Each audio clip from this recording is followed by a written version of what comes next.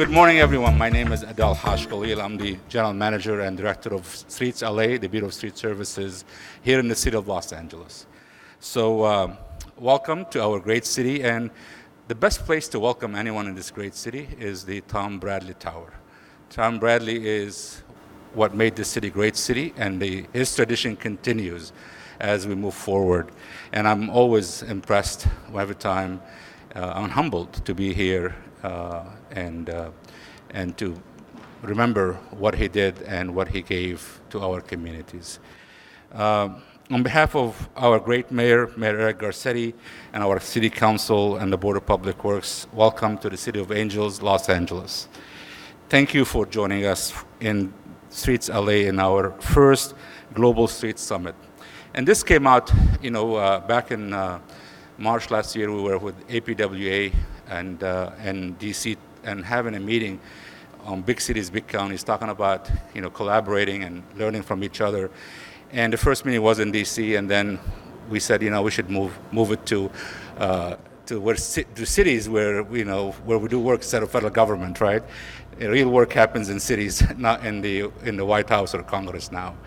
But we decided to have it in LA, so LA County Public Works is hosting it tomorrow. And I felt that we need to we're working very hard in Streets LA on innovation, technologies, and really looking at best practices. And we wanted to have this meeting, and I felt that'd be good to kind of have the two coincide together.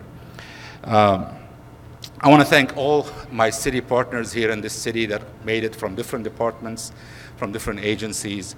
If you are from the City of LA departments, DOT is here in the house, engineering is in the house, I know CLA, CAO. Raise your hand, please. Thank you, and I'm sorry if I have anybody I left out. I know we have a lot of people. We have people from SCAG, and we have Rick Clark also from Metro, thank you. And we have John Belinsky from Caltrans, and many, many folks here across our city and metro area. I know we have Phil Dudar also is here from LA County. But I want to acknowledge all of you guys for being here, and thank you. Our partners in Burbank and other places. To me, it takes a village for us to move forward, and we are in the trenches together, right? We are the ones that work together and get things done, and we need to come together to really look at how can we learn from each other? How can we really leverage our knowledge and resources and successes and help each other move forward, because we have one common thing in one common goal that we have is enhancing the quality of life for all.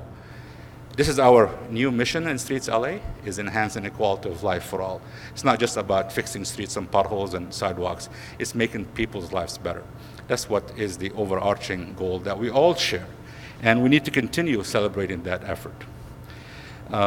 Today we'll be sharing and discussing best practices from across the world and to create safer, healthier, and more resilient, sustainable communities. Alone we can do little. Together we can do so much. We all share many of these same challenges in our communities, whether it's climate change or more severe weather, aging infrastructure, limited funding, bad air quality, more congestion, and many, many more. In LA, we expect days with 95 degrees to double by 2040 in some parts of the city. That means Metro is trying to double their transit users by 2040. We need to work together to figure out how we can provide shade, provide transit shelters, plant more trees to connect the last and first mile. We need to collaborate together to enhance that work. So it takes collaboration, it takes partnerships to move us forward. We're also working hard on renewing our streets, paving more streets. We paved Main Street just for you, by the way. If you haven't seen Main Street, it was just paved for you guys, special. But actually, the reason Main Street is being paved because we worked with our partners in LA DOT on working together to really make it a complete street and make it a safe street. We're going to have new bike lanes, we'll have restriping to really make it a place where we can enhance the experience of people walking, people biking, and people hopefully driving. it's amazing when we come together because that's what the mayor wants us to do, and I think that's what every mayor wants all of us to do, and what every resident wants us to do, and leverage our resources and learn and work together. Because the perception out there that we don't work together, right? The perception there is, government doesn't work, but government actually works, right? Government works for all of us, and we need to be the ambassadors for that. We are really the unsung heroes. Each one of you are the unsung heroes, and I want to just thank you and applaud all of you for what you do in your communities and for the country as a whole. So thank you.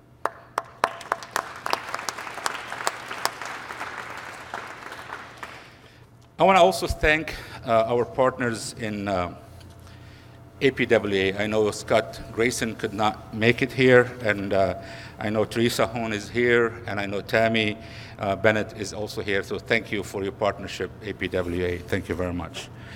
Today you'll hear from Daisy Narayan from Edinburgh on design and how we design around people.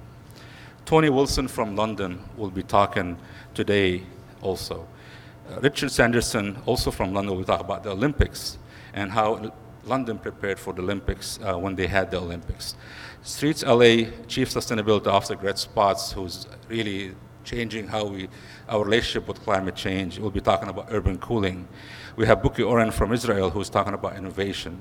We have Terry Martin from Seattle, and Emily Tridish on asset management from Portland. And they all are here to share their stories. But then we're going to have a discussion and a dialogue to really find out what more we need to know and how we can learn from each other. So this is going to be a presentation quick, but then we're going to have an open dialogue on doing that.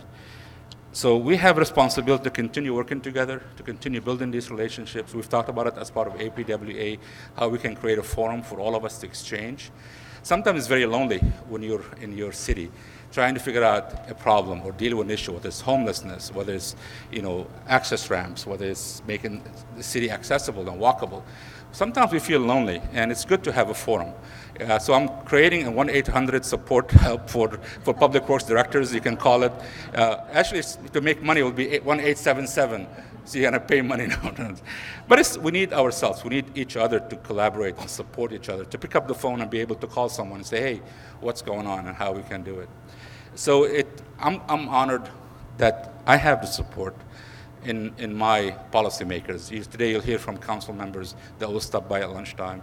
The mayor has been a great support. When the mayor hired me and asked me to really build on my collaborative skills, build on what I've been doing for the last 30 years on water, to bring it to the transportation sector, to Streets LA, and build on that and work with our partners to really move us forward to make the city safe, mobile, and sustainable. So we're doing that. And we have a great Board of Public Works here with us today. I know, I'm trying to figure out if everybody is here. I'm not sure if our President Kevin James is here. Aura Garcia, our Vice President, thank you very much for being here. Mike Davis, thank you. Mike, and Jessica Alpelosa, thank you very much. And I want to leave you with, I'm not sure if Deputy Mayor Miguel Sengelang is here. He will stop by later on and say a couple of things. And the mayor would love to have been here. This has been his idea and his vision.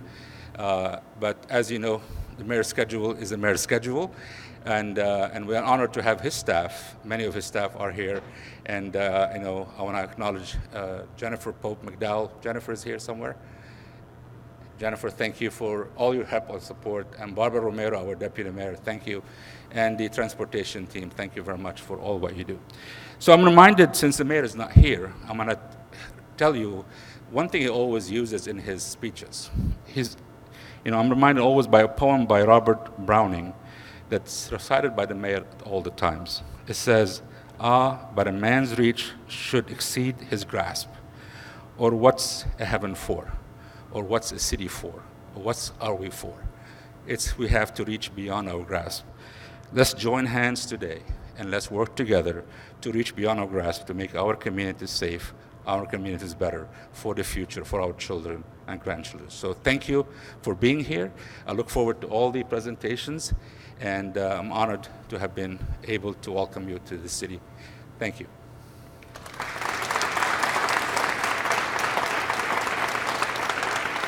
And I want to introduce to you one of the board members that oversees Streets LA, our Commissioner Teresa Villegas. So Teresa is going to come and say hi, and an honor to have her. She was appointed by the mayor because she knows how to work with the community. She knows how to work with us. She knows how to really build relationships. She's done that throughout her career, working in the county in public works. She led the efforts on Measure W, the stormwater fee. I want to thank her for that. I know that's, her middle name is W, by the way. I don't know if you knew that now.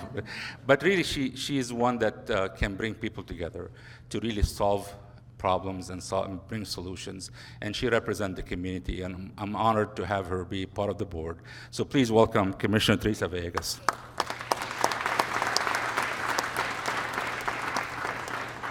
Good morning. Thank you. It's so good to be able to meet so many of you today from all over the country and different parts of the world as well. I'm delighted to be here. My name is Teresa Villegas, and as our director said, I'm Commissioner for the Board of Public Works. I'm 3 weeks into the job. I am not new to the issues, but just new to the city. I've had the pleasure of working with many engineers over my career, and I feel like I'm at home being here with the city of Los Angeles. So it's a delight to be here today. Thank you again for joining us. We intend to share ideas, as Adele was mentioning. We work in such a big metropolitan city. It's good to be able to listen and learn from others as well. Here in Los Angeles, we have large-scale issues and large-scale problems. So it's important for us to learn from one another.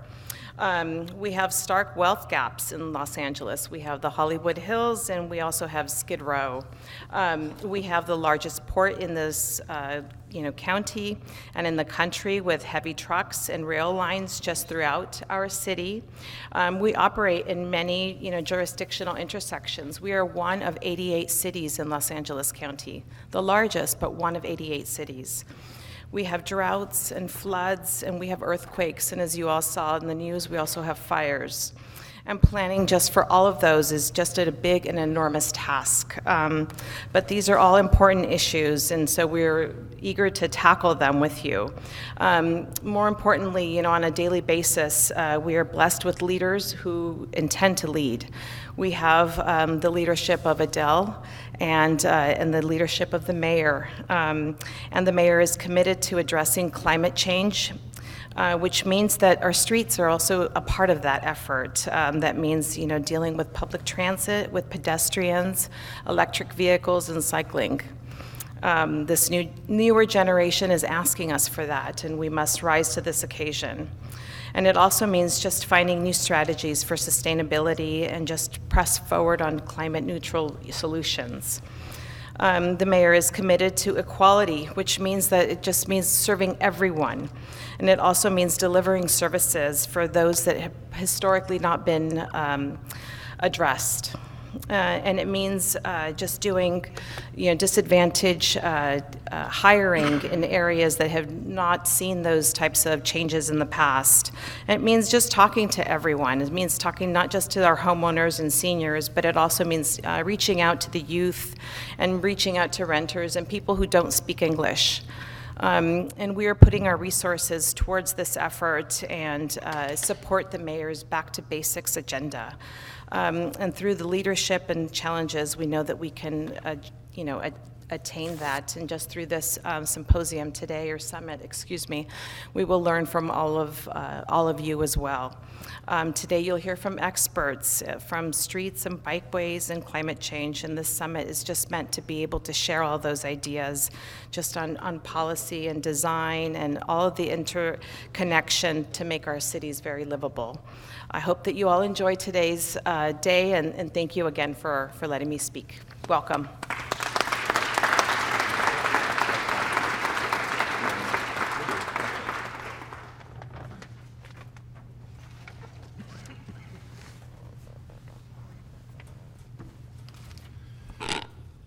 Good morning.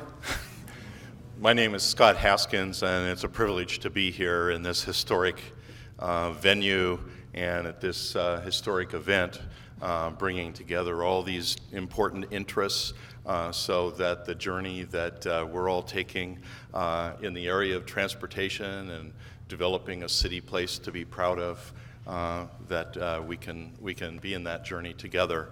I'm going to be facilitating and trying to keep us on schedule and make sure that we finish the first couple of presentations, have some dialogue, have lunch. We'll have a couple speakers during lunch so that we can jam everything that we can into this event, and then we'll move into the afternoon similarly with some important presentations.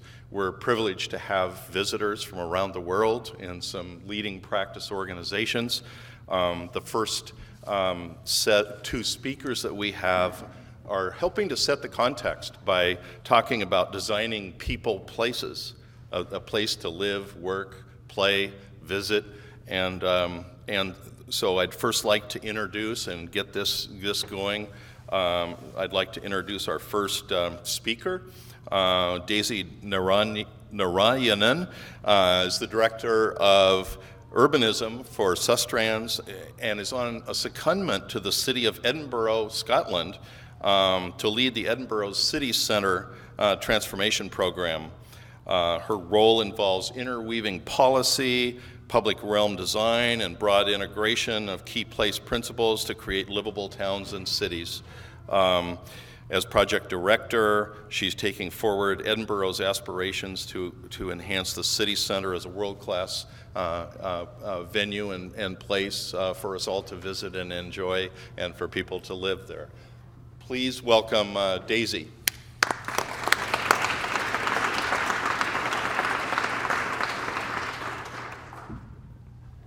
Thank you, Scott.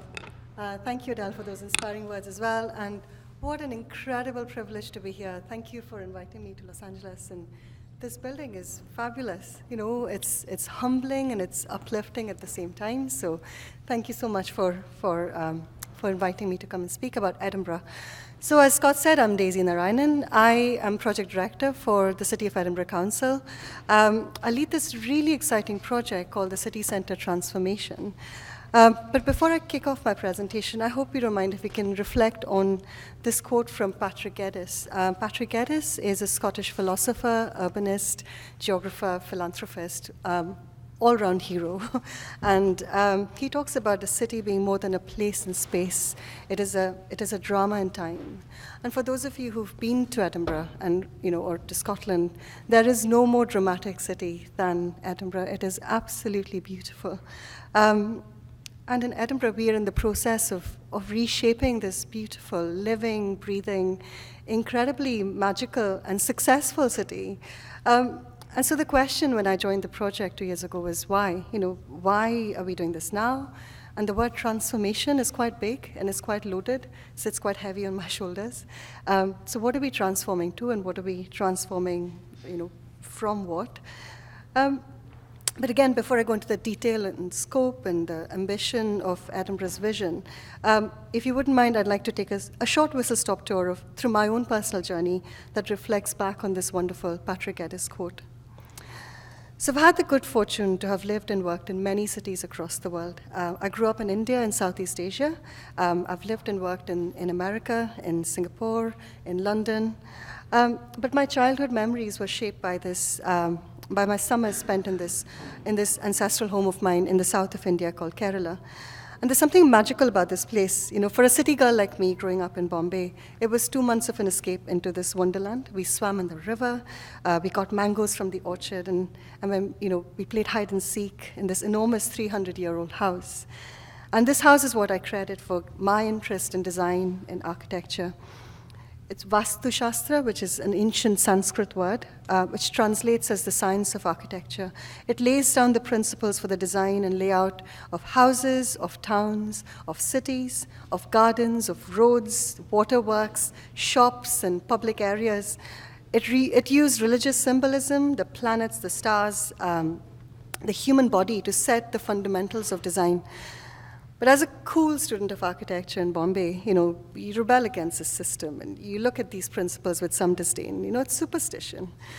But now, with more maturity and more understanding, it's interesting to go back and look at what lies behind that religious symbolism, the integration of built and a natural environment with each other and with the human body. But over the past 4 years, the river that I swam in, where I learned to swim, has broken its banks. And this monsoon, my family had to be evacuated to safety. So climate change is real. It's happening now. It's happening across the world, whether there's fires in Los Angeles or droughts or floods back home in India.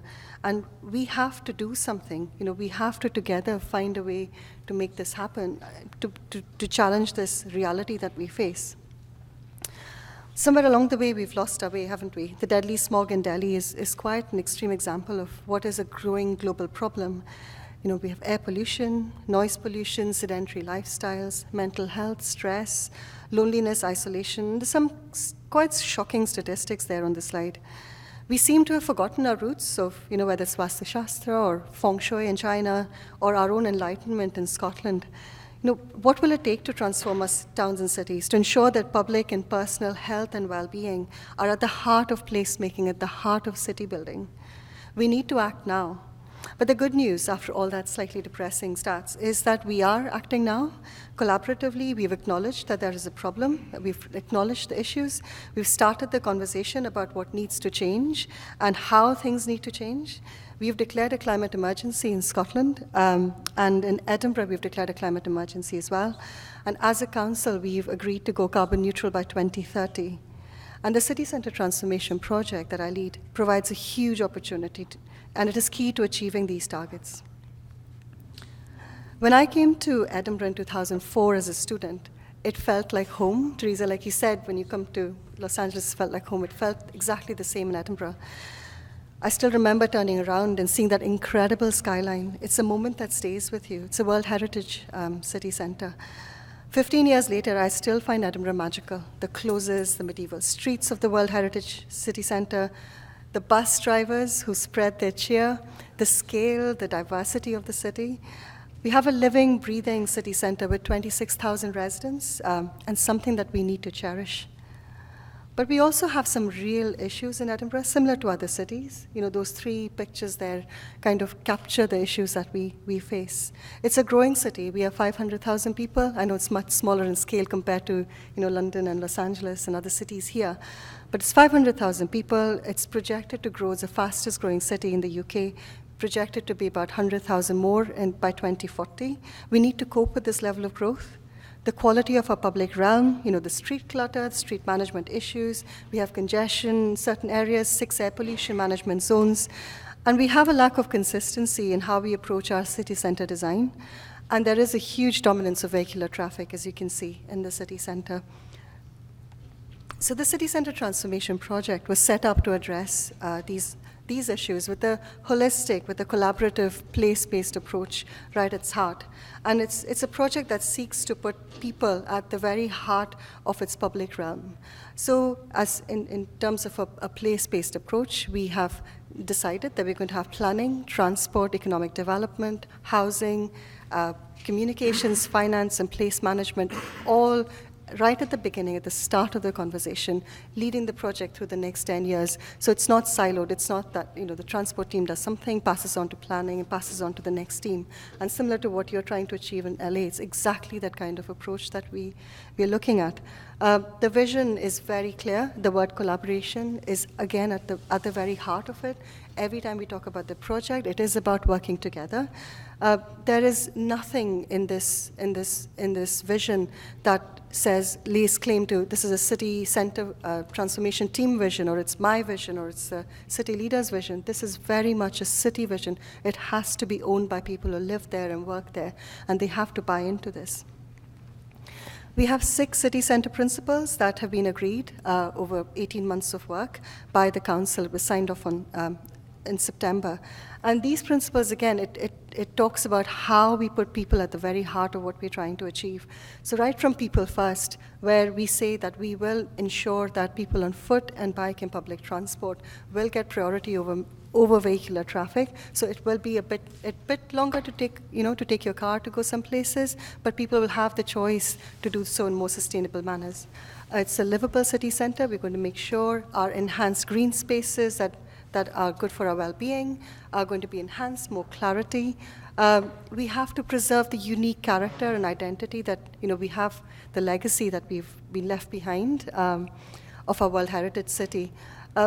Inclusive and accessible, that is enshrined in our 6 principles. We have to make sure that the city is good for people with disabilities, invisible and visible, people with visual impairments, people with mobility issues, mums and dads with buggies. It has to be inclusive, and it has to be inclusive not just at the point of the user or the design. It has to be inclusive right from policy making to the teams that deliver this project, that plan it, that design it, that deliver it. And inclusivity has to be part of the process from the beginning. And the last one is slightly more inward looking. It's about making sure that projects and strategies and plans, we've got plenty of those in Edinburgh. We're doing a low emission zone, we're reshaping the mobility plan, we're looking at the city plan. All of those have to not just speak to each other, but they have to enhance and support each other. We had a citywide consultation, so we had 2 rounds of public consultation because again, as I said, we have to make sure that the city buys into this. So autumn of 2018, we took 15 ideas to the city and said, what do you think? A low emission zone, what do you think of that? A walkable city center, what is it? What is the ambition of the city? What do you want to see happen? Oh, sorry. I'm quite soft-spoken, sorry. I hope you've been able to hear what I was saying so far. Is that okay? Hello? Thank you. So we had the two rounds of public consultation. So we took 15 ideas to the city. We said, let's test the ambition of the city for change. And then we did our draft strategy, and we took that to the city in the summer of 2019 and said, what do you think? Have you reflected what you wanted? And you can see that there's a real appetite for change. We asked the question, so if we continue to do things as we do, there'll be some change. If we target some investment in certain areas, you'll find some change. But do you think we need a radical rethink of how we live and work and play? And usually with these things, it's usually people kind of tend to come to the middle ground. But what we saw was quite surprising. Over 50% of folk wanted us to have a radical rethink of how Edinburgh works. And just a couple of quick stats to pull out of that. Over 3/4 of the people said that if there was a connected cycling network, if the experience of walking in the city center was more pleasant, then they would choose to leave their cars behind for short distances. And for a World Heritage City, I find it personally quite sad that only 37% of people who responded were satisfied with the quality of our public spaces, and that gives us a huge opportunity to take that mandate and run with it and make it far better. So that's it. So we have a strategy now. We are delivering car-free streets in the medieval core of Old Town, which is in the city center. We're creating a pedestrian priority zone, which totally upends the behaviors that people have within that area. We're proposing a free city center hopper bus. We'll deliver a new walking and cycling bridge, which is a new connection between Old Town and New Town in Edinburgh. Edinburgh's topography is quite challenging, so we're proposing 4 lifts to help with the vertical connections. And then fundamental interventions like a comprehensive operations plan, benches, greening, wider pavements, and all of that join together to make a city far more livable. And where do we do this? So we identified 6 places within the city center where change could bring about the greatest benefits to people, to our environment, to our local economy. And it's a 10-year plan. It starts in January. We've got gateway reviews placed. For the first 5 years, we've got funding in place. That's when we put in the big street projects. There's 3 big projects that go in. And as we do that, we start the pipeline of projects that continue on for year 6 onwards. It'll cost us £314 million. We're talking to the private sector. We're talking to Scottish Government. And there's a huge interest in this project. It's the capital city of Scotland. So, we are quite confident that come year 10, you're going to have a transformed city center. And finally, I was quite keen that, when I was in secondment to the council and left, I didn't want to leave them with just a report that has a tendency to sit on a shelf sometimes. There has to be something that's tangible, that's that you can touch and feel and say, this is what it means to transform a street. And it's not just about car-free or traffic removal. It's about what happens to those spaces when you take the traffic away, places where music and art and theater and business can thrive.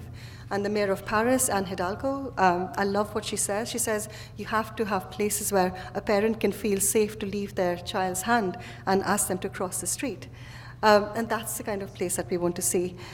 So what we've done is we've joined the Global Open Streets movement. So the first Sunday of every month, we shut the streets, 13 city centre streets to traffic, and the historic Old Town. You can see that's one of our iconic streets in Edinburgh. And we open it to people.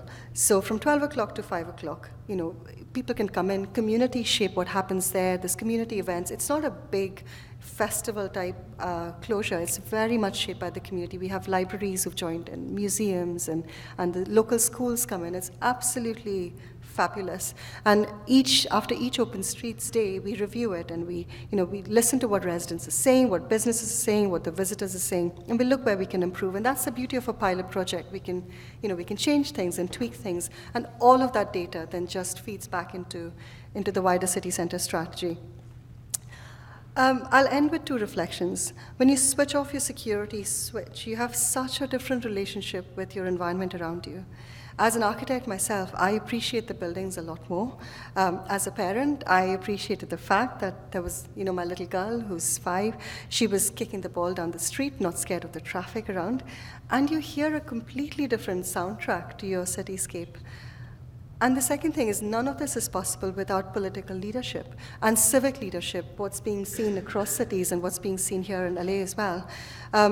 And an understanding of why are we doing this? And we need to understand and find an ability to explain why through storytelling. It's not just about statistics, it's about the stories of people that live and work and inhabit these spaces that we're making better. And talking about storytelling, I'd conclude by letting some people of Edinburgh tell us their stories and summarize my presentation for me. It's a couple of minutes, it's a little video. I'd be grateful if you could have that on.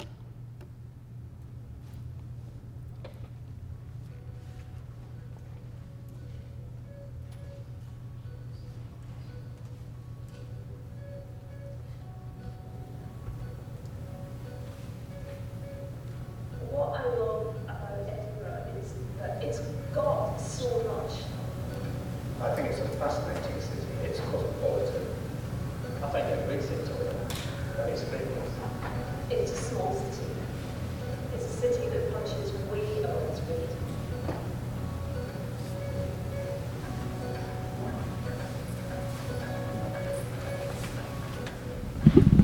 I live in the city centre and I work in the over and retail. I'm somebody who loves cycling. I'm also a motorist. I'm also a pedestrian. Well, I don't use my car to come into the city centre. I prefer to use the public transport. I use my bike when I can, and we've encouraged Jack to do the same. I get to school on my bike. It's nice to ride because it means you get a lot of fresh air. Edinburgh's changed hugely over the years. It's almost as if Edinburgh has grown up and it's realised that it's a world-class city. Tourism is becoming an increasingly important part of the economy. Well, that needs to be managed without the city losing the sense in which it's a real place for ordinary people to live and thrive. I don't think you can be alive today and not worry about the environmental impacts of what we do. It's really congested. You can actually sometimes taste the fumes. There are just simply too many cars trying to funnel their way through a tiny city centre. I think even just giving people longer to cross the streets. People who are disabled have to rush. Why not prioritise the pedestrian rather than the traffic? The bus lane that is also a cycle route is not ideal. For many families, they wouldn't feel safe.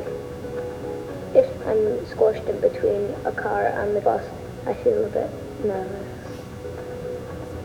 During the busier periods, it can be really congested. The sidewalks are really narrow, and so you can only get one person passing at a time. It could widen the sidewalks or restrict traffic.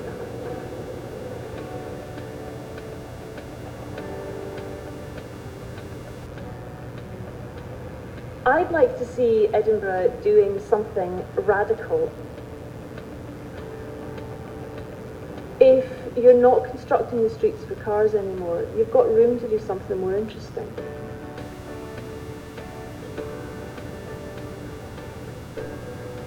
I think if we make it more pedestrianised, it would benefit everybody.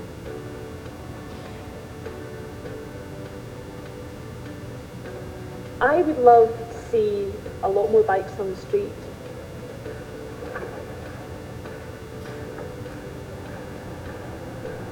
I think there's room for coordinating the transport system in the city.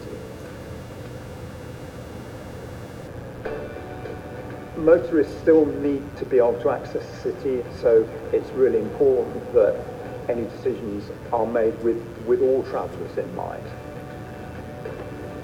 I would encourage people to get involved. It's our city. We're custodians of this place for the generations to come.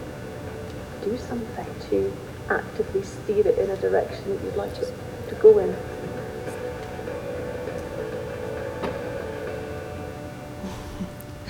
And none of that is possible without collaboration. And that is why I'm so excited to be here and to learn and to be inspired by other cities and hopefully contribute some of our learning from Edinburgh as well.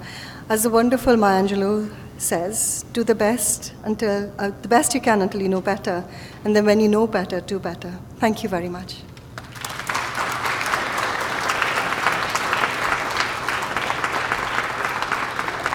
Thank you, Daisy, for that world-class example of Edinburgh. Before we have lunch, we're going to have one additional speaker, and we're going to hear about London, a little shorter story, but it's a great story nonetheless. Tony Wilson is the Transport Planning Manager for Transport for London, a very large organization, and he's contributed over 20 years of experience in a wide range of transportation roles in the UK, and he has a lot of global experience as well. Tony Wilson.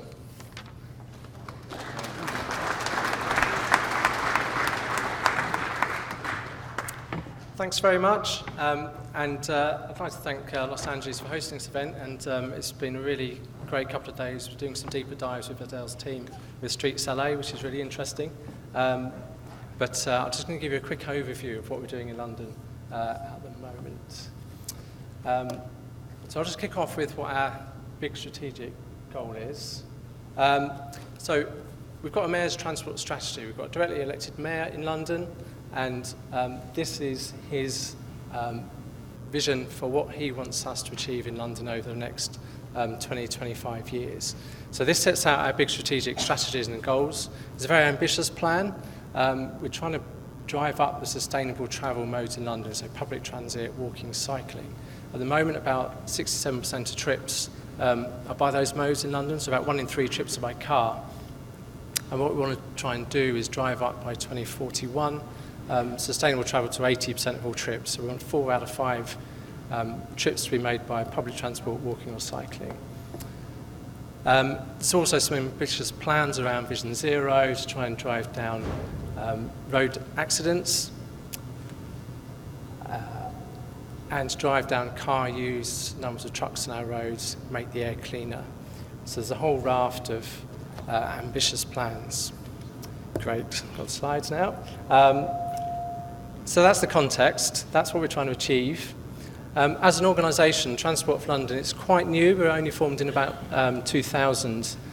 We brought together a lot of different modes of transport from predecessor organisations. So we run the Underground, that's 4 million trips a day on the Underground, very big bus network, 6 million trips a day. We run rail services, but we also run the streets. And it's the ability to bring together the streets and the public transport is something that I think is something we've really been able to do much more successfully as a unified organisation. So we can get the streets and the public transport to work in harmony.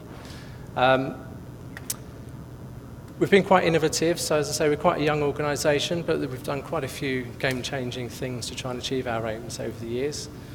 We've introduced a congestion charge. That's one of the first things the first mayor did back in 2003. So to drive into central London, you have to pay about $15 a day to drive into the centre.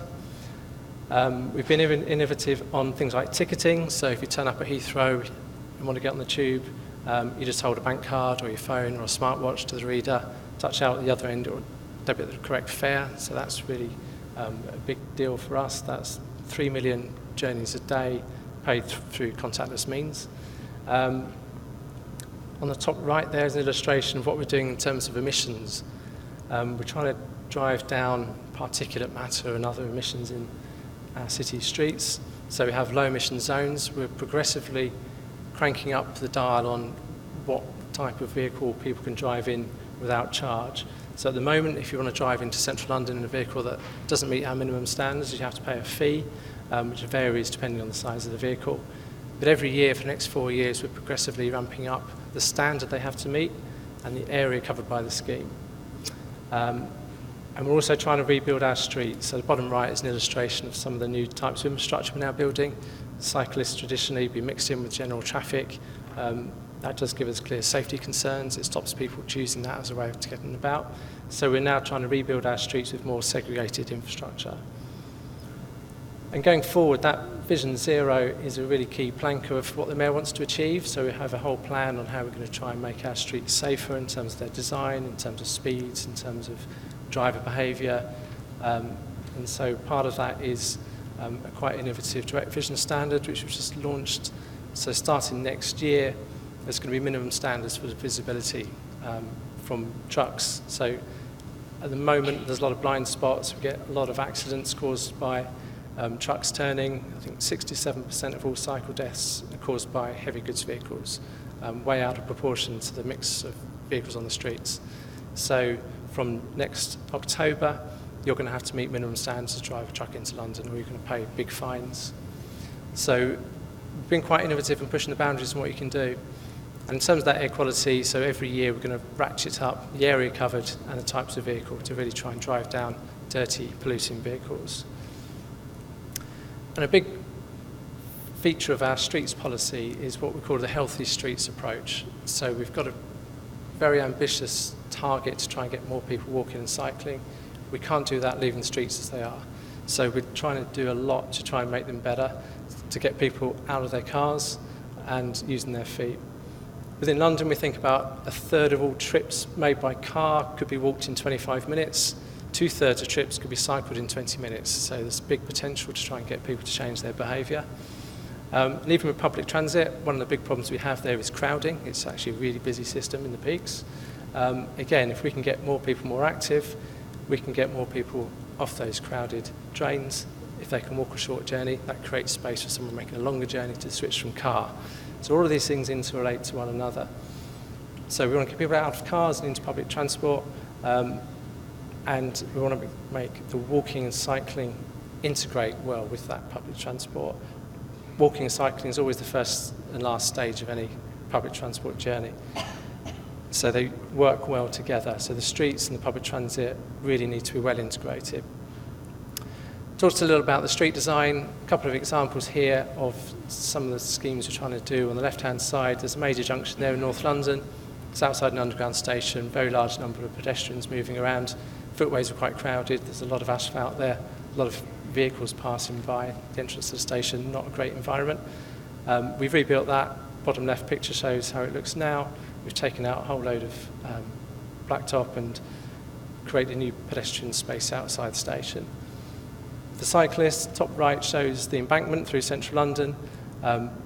Pretty busy dual carriageway, not very friendly for cyclists, but without that missing link, we were bringing cycles into London and new infrastructure. We couldn't get them across central London. So we're trying to provide safe infrastructure. The bottom right picture shows how it looks today, a couple of years later, and that cycle track's now moving more people than the traffic lane it replaced. So how are we doing? Well, we're getting some quite good outcomes. So the top left picture just gives an illustration of the last 20 years trips in London. So since 2000, we've gone up from about 25 million trips a day to 31 million trips. But the number of car journeys has gone down from 11 million to 10 million. So all of that growth has happened on public transport, walking, cycling. Graph on the bottom left gives an indication, it's a bit hard to read there, but the overall trends are that car traffic, which is in orange, has gone down, so we've lost about 15% of car trips, even as the population's gone up 20%. Public transport use is up 60%, cycling's up 120%. So it is making people change.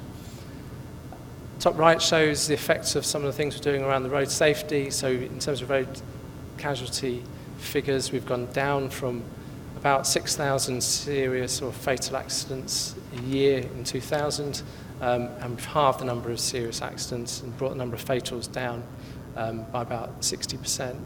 A lot further to go. We're not being complacent about that, but we're in the right direction, and we want to keep driving that change to make our streets safer. And the bottom right gives an illustration of how that air quality work is doing. So the different lines are different pollution levels in different parts of the city. The red line is central London, so we had a particular problem there with particulate matter and nitrogen dioxide and various other pollutants. Through the low emission zone and some of the charge we've begun to introduce, vehicle mix is getting cleaner. I mean, vehicle engines generally getting cleaner, so the bottom lines, which show other parts of London, show a general downward trend. But in the centre, where we've got these new charges, people have been forced to clean their vehicles more quickly, so we can see some really good improvements in air quality. So it's gone down about 50% of nitrogen dioxide in just 2 years. So what we're doing, I think we are having some good effects, but we've got a lot further to go. We want to get that accident rate down to 0 by 2050 and get that walking, cycling, public transit share up to 80%. So ambitious plans, we need to do a lot, but I think we're moving in the right direction. So thank you for your time.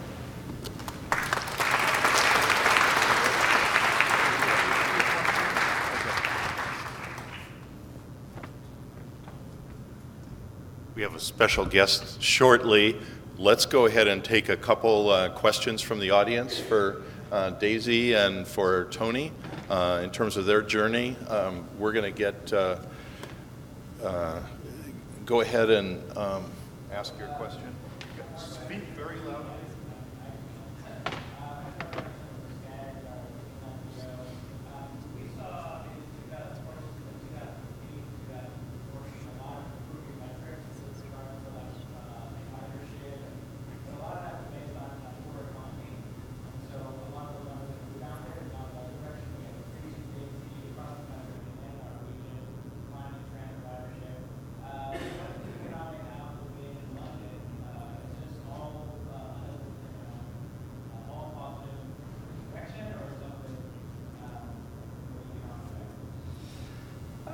No, we've had quite consistent improvement, really. I mean, if you're looking at that graph on the top left corner there, the rate of growth up till about 3 years ago was fairly consistent, and we've had a couple of recessions in that time, particularly around 2008, 2009. We didn't see a huge shift in those trends. What we are seeing in the last couple of years, less directly economic, but more social change and lifestyle change. We are seeing some changes that are happening because of technological change. So things like the rise of ride-sharing, things like Uber, impacts on how people travel. Things like online shopping is changing, so we're getting fewer trips to shopping areas and more home deliveries. So that's creating a shift from people traveling themselves to do the shopping to vans arriving on the street. So that's impacting on those trends, and people are making fewer trips now than they used to. We've found in the last 5 years, I think Londoners are making, 2.1 trips a day on average compared to 2.5, which sounds quite small, but across 8.5 million people, that's quite a lot of trips a day are coming off the network. So that trend has leveled off there. But we're also seeing the patterns change, so it's not really driven by the economics, so the peak trips are still growing. So in the rush hour, our crowding problem is getting worse and worse, but it's discretionary and off-peak travel we're seeing falling back a little bit.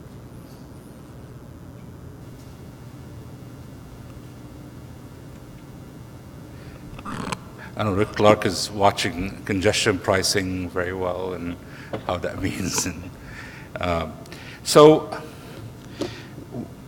we have lunch coming, but before we start, it gives me a great privilege to introduce one of the champions of streets, innovation, environmental justice, providing effective services and thinking outside the box is the chair of our Public Works and Gang Reduction Committee, Bob Blumenfield. And Bob has been working across the nation at the federal level, state level, and we're blessed to have him here at the local level.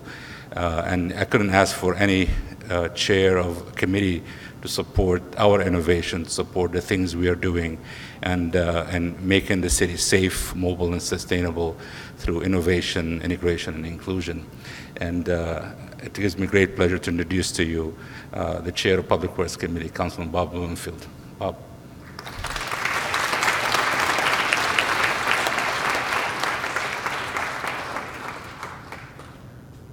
Thank you very much. And give applause for all the last speakers. We had a lot of great speakers here so far.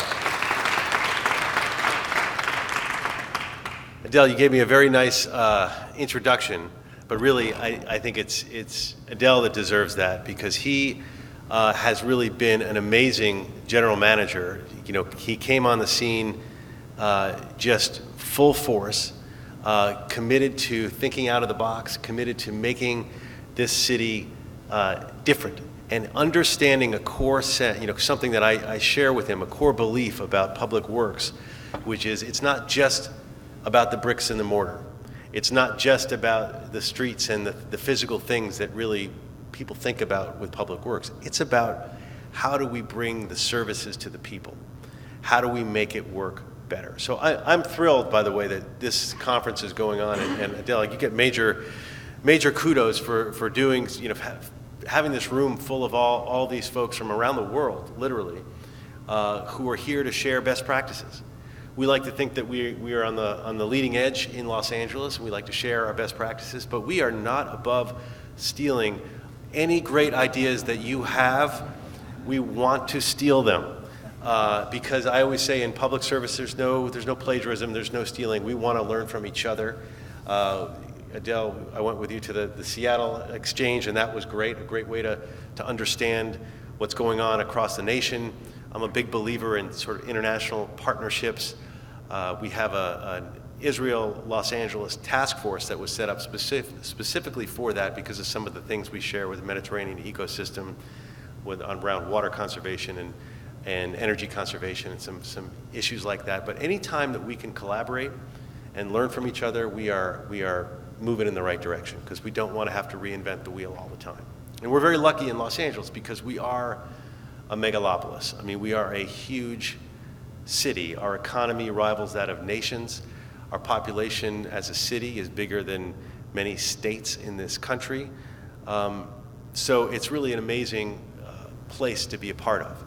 And I used to be in the state assembly. I chaired the state budget committee. Mike Davis was in the assembly with me.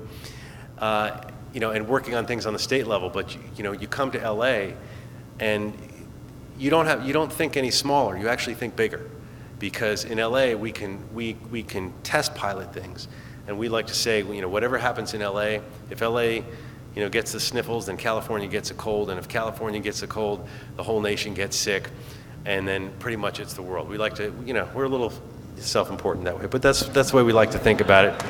It keeps us going, and it allows us to really think beyond the small things. And in public works, we've been doing a lot of that with Adele's leadership and my spot on as chair, and I've only been chair for less than 2 years, but we're already taking on a lot of big ideas and big things. I mean, we're about to redo our street furniture contract. We were just talking about that earlier, because we recognize that street furniture is not just about bus benches and shelters. It's about how do we interface with the public. And the street furniture of tomorrow is not the same as yesterday.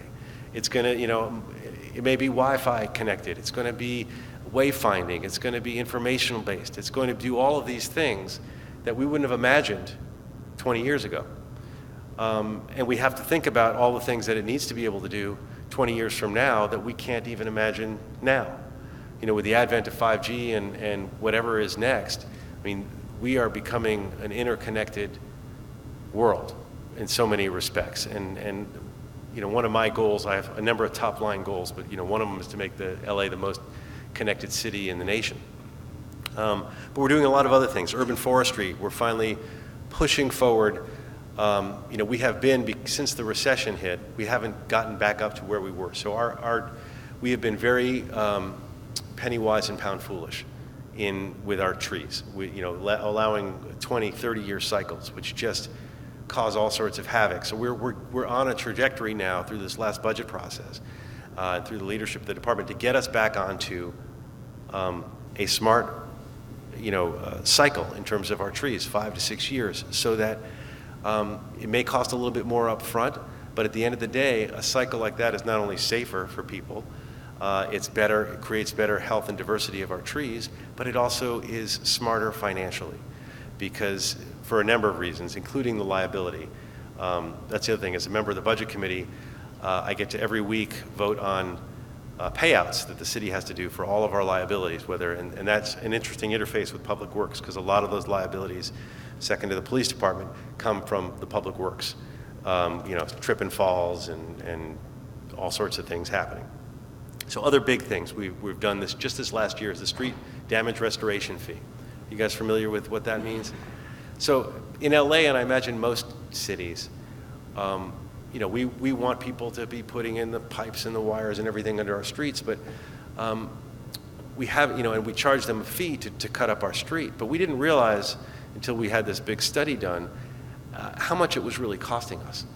And that the fees that companies were paying to cut our streets didn't come close to covering the actual damage that those cuts were doing to our streets. So we were, in essence, sort of without realizing it, we were subsidizing, and we still are to some extent, subsidizing all of these things happening in the streets. And I'm okay with subsidizing things as long as our eyes are open and we're doing it consciously, saying we want to subsidize this because of this public value. But to do it with our eyes closed and just have a fee that's too low creates the wrong incentives. So it was incentivizing people to cut up our streets when they shouldn't, and to not be as collaborative. So we raised that fee substantially. And we got a lot of pushback from utilities and everyone else. But the truth is, it's actually resulted in some really good things. It's resulted in us getting a little bit more money back to be able to fix the streets, which is key. But it's also forced the companies to do a better job of collaborating. So they, measure twice, cut once, open the street once, not 20 times, and put the pipes down.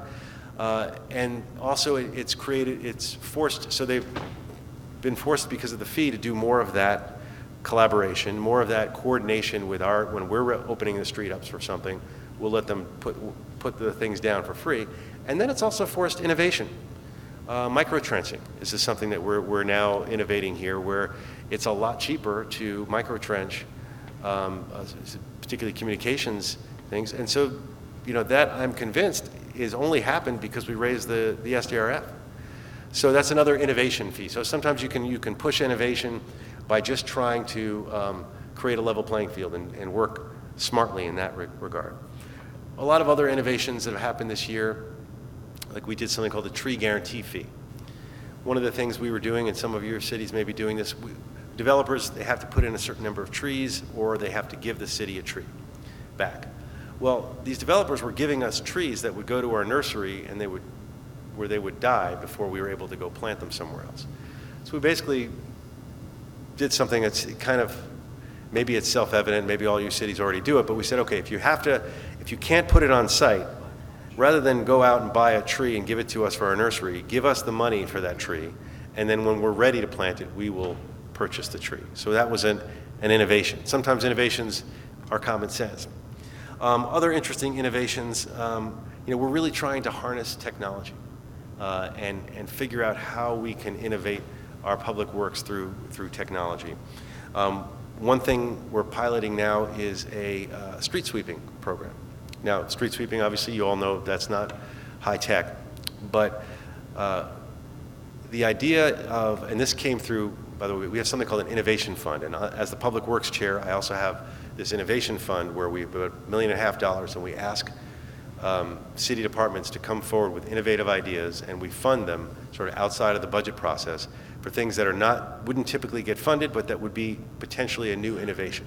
One such idea had to do with street sweeping, which was, people get very frustrated because they can't park for 2 hours when the street sweeper comes by. And particularly if they see the street sweeper go by, they know that the street's already been swept, but they still can't park there because they'll get a ticket. Well, that has to do with the interface with people and devices. We have an innovative process coming where we're going to have basically the ability on your phone through an app to know when the street sweeper has come by. And the idea is we won't ticket you after the street sweeper went by. So yes, you might have a 2-hour window on the posted sign, but ideally in the future it'll be like an Uber kind of thing where you can actually see where the street sweeper is, and if you're not going to interfere with them, then you could park there without getting a ticket. That kind of innovation doesn't change the amount of streets that get swept or anything like this, but it does make the public quite happy because they're able to be able to park where before that they couldn't. So trying to do a lot of innovation things like that through technology. And we've also recently we've now had it for about 1.5 years, but we did an innovation with potholes. Same kind of thing. I mean, everybody here knows how to fill a pothole, an asphalt drop. I'm not talking about a big innovation in terms of how it's done, but how is it interfaced with the public? It used to be when I would ask the public, how long does it take to fill a pothole? People would say 6 months, 2 years, it never gets filled.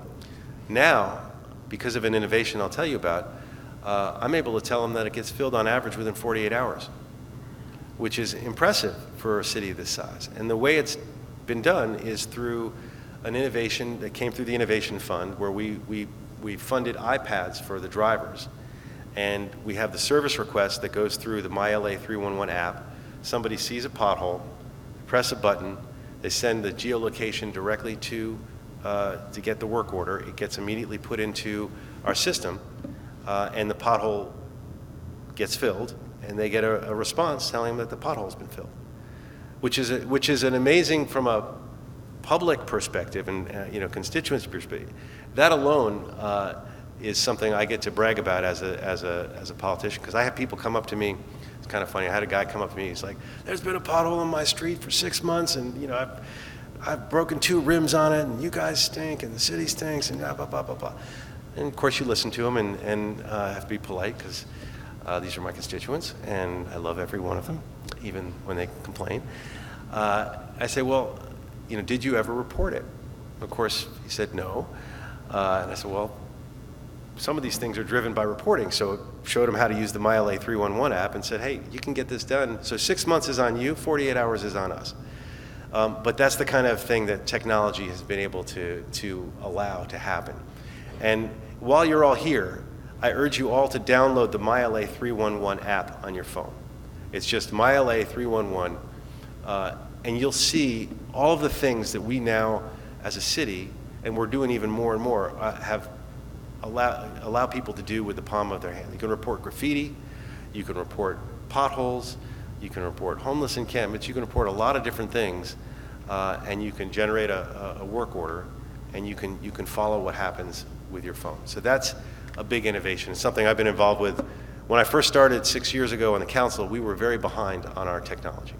And one of my commitments was to really try to push us. And now we're winning Digital City Awards, and we're moving forward. And Public Works has been great about trying to harness that and use the technology to move us in a positive direction. There are a lot of other innovations that I know you're probably going to talk about, maybe you already have. I know Greg's going to talk about Cool Pavement, which I love that. You know what Cool Pavement is? I'm looking at blank faces, yes. This is basically where you put a sunscreen on the street. And you coat the street with sunscreen, and what ends up happening is the temperature of that street is less. Now, you may not think, depending on where you're from, if you're from some really cold place, what's the difference? Well, out here, it gets really hot, and I represent the hottest part of the district. And it can be a 30-degree difference when you coat the street with sunscreen and when you don't. And the impact of that, there are all sorts of health determinants that are based on heat. Asthma goes up as the temperature goes up, a whole lot of other things. So if we could lower the temperature, and I have a little thing I say, make the valley cool again, kind of play on that guy in the White House thing, and but in a much better way.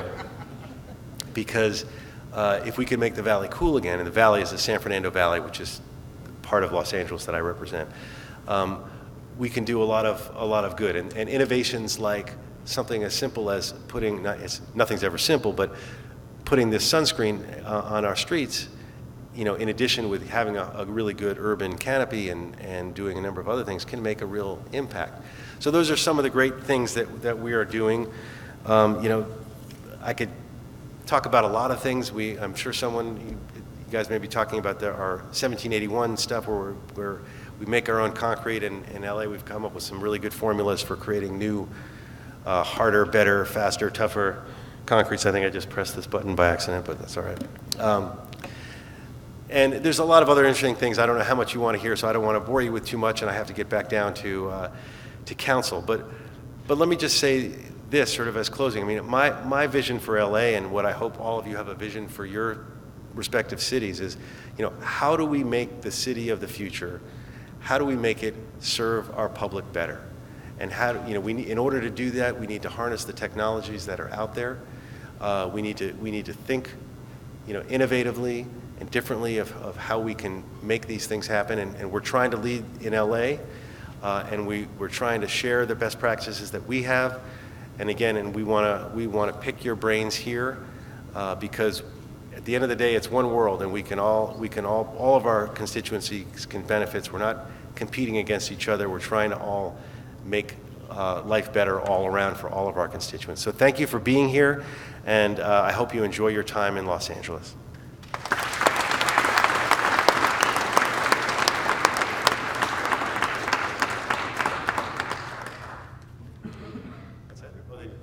Oh, perfect. You see the slurry. So come back next year, we'll have the hats as Make Your Valley Cool Again. Yes.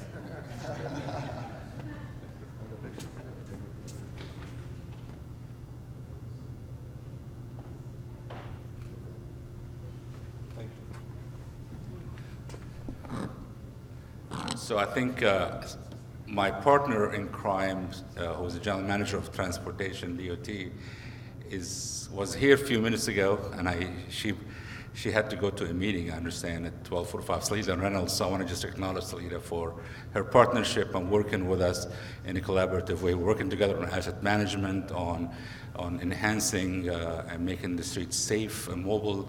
And one of the latest work we did is Temple Street, which is a complete street with Bureau of Engineering also, but also making Main Street safe for bicycles and making it into a mobile-friendly street. So I want to acknowledge Salida for being here in spirit, but also for a few minutes in the back.